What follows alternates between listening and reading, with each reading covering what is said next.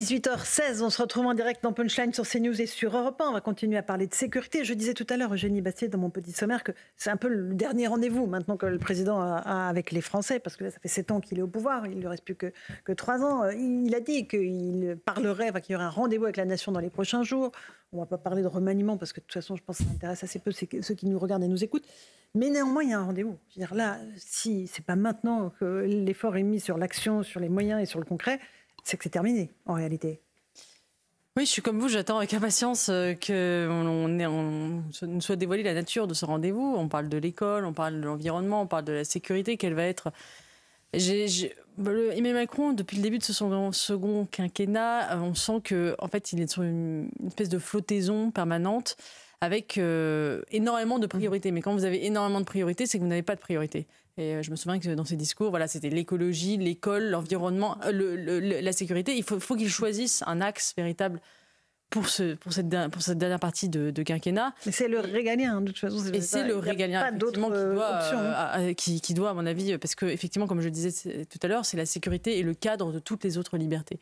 Si on ne restaure pas cette sécurité, si on ne restaure pas cette idée que l'État est là pour assurer sa mission principale, le reste sera vain, en tout cas inécoutable.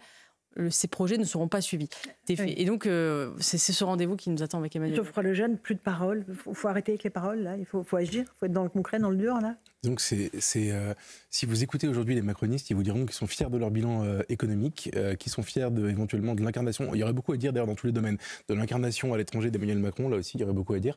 Et en revanche, par contre, ils sont un peu muets quand il s'agit de la sécurité et de le sentiment d'effondrement qu'on peut avoir en commentant, comme on le fait par exemple ici sur CNews régulièrement, ce qui se passe sur le plan de la sécurité.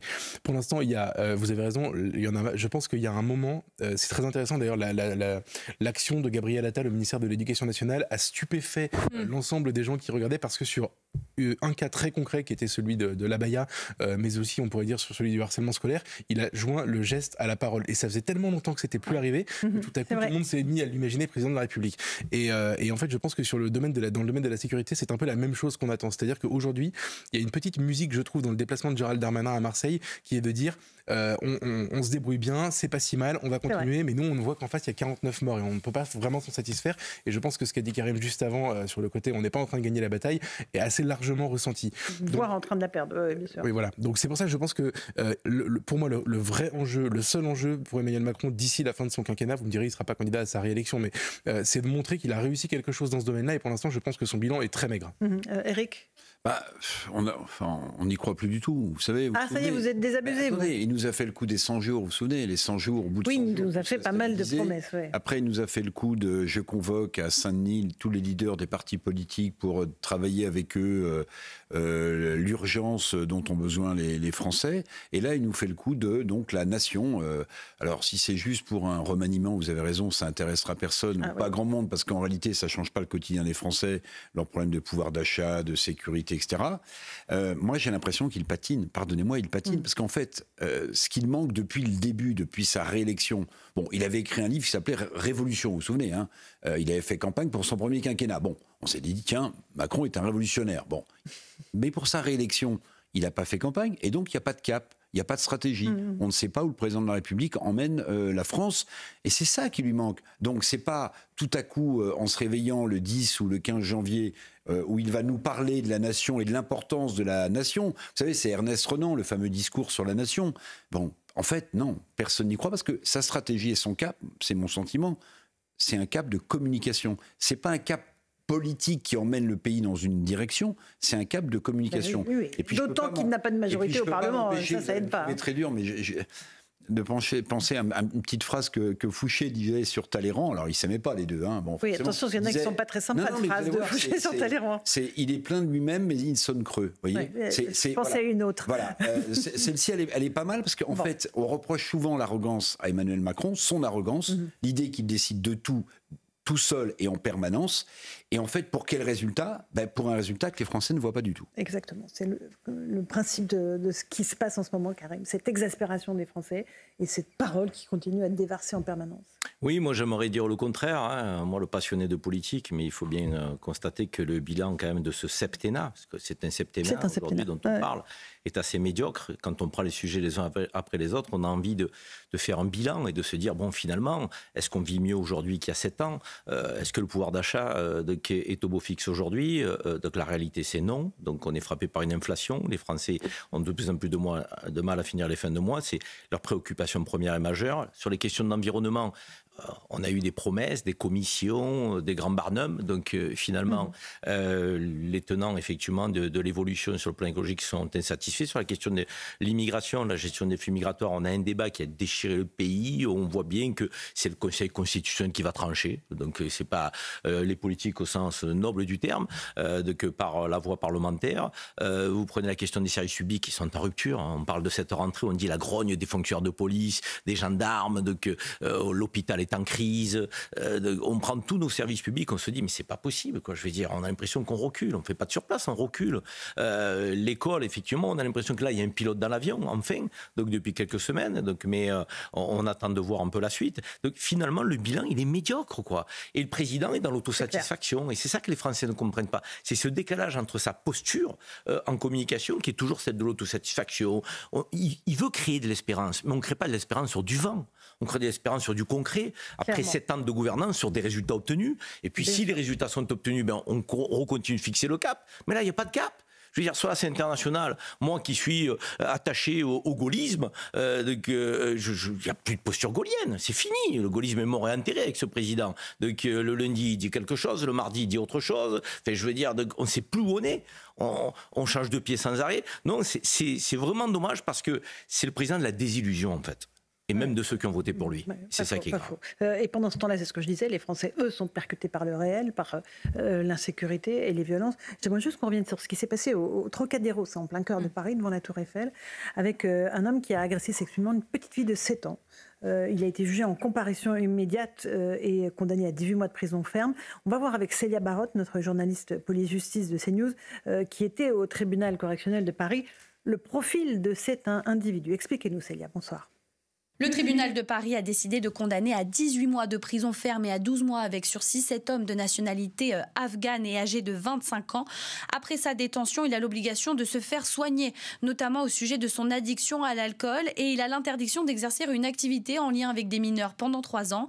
Il n'a donné aucune explication sur son passage à l'acte, car il a déclaré avoir un trou de mémoire sur le déroulé de cette soirée, un trou de mémoire qu'il justifie par un important taux d'alcoolémie. Lorsque le tribunal lui a rappelé les faits qui lui étaient reprochés, il s'est dit désemparé et très choqué. Mais pour l'avocat des parties civiles, son état d'ivresse n'est pas une circonstance atténuante. Même si cet homme intérimaire dans le BTP disposait d'un casier judiciaire vierge, le procureur a rappelé la gravité des faits, le jeune âge de la victime et son absence de reconnaissance des faits ou encore de regret lors de sa comparution immédiate. Enfin, la fillette est encore très choquée par ce qu'elle a subi. Ses parents saluent néanmoins la réactivité des forces de l'ordre.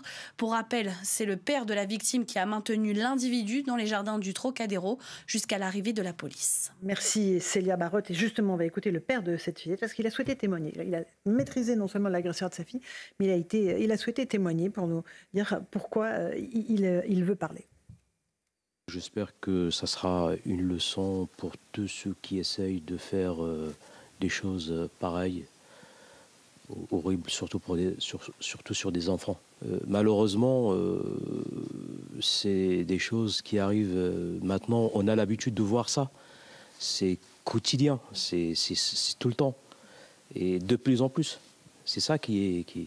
Après, j'espère que ça va servir de leçon pour les autres, par rapport à tous les politiques qui réagissent avec des actes, mais pas avec des paroles.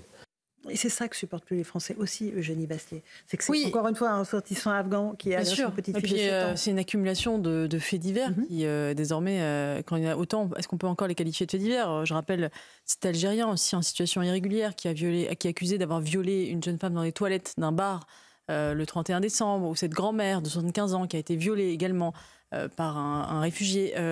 Donc je veux bien qu'on nous dise que c'est des faits divers qui n'ont aucun lien entre eux, mais quand on dit d'autre part que Gérard Depardieu symbolise à lui seul les dérives du cinéma français et qu'il symbolise quelque chose de systémique et de totalisant, un fait de société et qu'il faut appeler à la libération de la parole, il y a quand même un deux poids deux mesures qui est assez évident sur ces sujets. Oui, à mon avis, il y a un phénomène qu'il faut oser qualifier. Il y a des migrants qui sont dans des situations précaires, qui ont un véritable problème sexuel avec les femmes et qui s'attaquent à des petites filles, à des grands-mères parce qu'effectivement, ils sont dans un état de déséquilibre sexuel. Kamel Daoud en avait parlé d'ailleurs, l'écrivain Kamel Daoud, algérien, il en avait parlé assez frontalement, vous vous souvenez, après les événements de Cologne, c'était en 2016, ça fait presque 4 ans qu'ont eu lieu ces événements de Cologne, justement au Nouvel An à Cologne. Un peu plus. Oui, 8 ans. 8 ans, un peu plus. 8 ans, 8 ans, plus de 8 ans, ces événements. Et Kamel Daoud avait parlé de la misère sexuelle. Et j'aime pas d'ailleurs ce mot de misère sexuelle parce qu'il sous-entend qu'il y aurait une forme de richesse sexuelle, qu'on aurait droit à avoir des femmes. Mais il y a un profond malaise sexuel des migrants qui arrivent de cultures où le respect dû aux femmes n'est pas du tout le même que dans les cultures occidentales, qui ont souvent qui sont en situation de souffrance psychique parce qu'ils ont traversé un certain nombre d'épreuves et qui sont sur notre territoire. Et c'est absolument inadmissible. Et c'est un véritable phénomène de société dont qu'il faut prendre à bras le corps, qu'il faut nommer, qu'il faut traiter. Et pardon, mais ces personnes qui ont commis de tels actes n'ont plus rien à faire dans notre pays s'ils sont demandeurs d'asile ou bien. Oui, mais là, on n'expulse pas des Afghans. C'est évident qu'aujourd'hui, c'est difficile d'expulser un Afghan dans un pays comme celui des talibans. Souvenez-vous, alors déjà, vous avez raison, c'est absolument impossible, premièrement. Et deuxièmement, souvenez-vous de ce qui a été dit à propos des gens, je crois que c'était en 2021, que au moment de la prise de Kaboul par les talibans, au moment où on a su qu'on allait accueillir avec le droit d'asile, qui est devenu un peu plus qu'un droit d'asile, en tout cas c'est devenu une vraie filière d'immigration, qu'on allait accueillir des Afghans, ceux qui ont dit attention, on n'est peut-être pas obligé d'accueillir tout le monde parce que on n'est peut-être pas capable de le faire et peut-être que ça nous retombera dessus, se sont fait insulter à l'époque, traîner dans la boue, alors que la seule chose dont ils avaient peur, c'est exactement ça en fait. C'est exactement ça pour les raisons qu'a listé Eugénie, mais en fait malheureusement, ça n'est pas possible. Un Afghan n'est pas soluble dans la société française aussi facilement. Certains le sont et tous ne le sont pas. Et ceux qui ne le sont pas, malheureusement, avec eux, on prend un risque. Et donc moi, il y a une chose qui m'a frappé, c'est le sang-froid de ce papa qui a maîtrisé l'agresseur sans se faire justice lui-même. Parce que honnêtement, s'il y avait eu un passage à tabac, moi je ne serais pas allé le condamner et il s'est retenu, il s'est empêché de le faire. Ça déjà, c'est quand même assez exceptionnel. Et ensuite, deuxièmement, c'est cette question en effet du droit d'asile. Est-ce qu'aujourd'hui, on en parle toujours en disant c'est l'honneur de la France, le principe est l'honneur de la France, mais les conséquences de ce principe sont parfois aussi un problème pour la France. Donc il faudrait peut-être réfléchir à ça. Grégory Joron, là-dessus, sur ces agressions. Je vais être un peu plus large en fait sur les atteintes aux personnes surtout parce qu'en fait ça regroupe un peu tout et on a réellement c'est des chiffres du ministère de l'Intérieur donc en un clic tout le monde peut les voir, même la première ministre d'ailleurs quand elle parle de sentiments d'insécurité, parce que pour le coup je pense que c'est vraiment peut-être l'indicateur le plus flagrant en 5 ans. On passe de 250 000 à 350 000 faits constatés. C'est juste énorme et ça inclut ce genre de choses. Alors évidemment, moi je salue aussi le sang-froid du père, 2 fois d'ailleurs, parce que sur l'interpellation et aussi après le jugement. Parce qu'il se satisfait de la peine. On aurait tous pu croire qu'il allait dire que c'était pas assez. Et lui, il dit clairement que il espère que ça servira de leçon. 18 mois, dont 12 avec sursis. 18 mois, dont 12 avec sursis, quand on sait que la personne risquait potentiellement 10 ans de prison maximum. Bon, on peut parler des quantums de peine après, mais je veux dire, voilà, les atteintes aux personnes, pour moi, si on doit mettre le focus sur quelque chose en termes de sécurité, au-delà des stupéfiants, le problème c'est qu'on a des priorités partout, la lutte contre le terrorisme aussi, et puis etc. Mais des atteintes aux personnes, je veux dire, c'est extrêmement important. On a une explosion de ça. On a un traitement qui est à mon sens, parce qu'on peut bien parler de l'efficacité de la police. Je crois qu'on n'est pas seul, c'est un tandem, c'est aussi l'aspect judiciaire et la justice. On en revient toujours au même débat, sans tirer à boulet rouge sur l'institution justice. Je pense aussi on a énormément besoin de moyens là et aussi de cap. Moi, je déteste tirer sur l'institution judiciaire. Je crois qu'on a surtout des politiques pénales qui se sont enchaînées et qui nous mettent aujourd'hui dans un état déplorable et qui nous ont totalement désarmés, notamment sur l'aspect vraiment de la sanction pénale.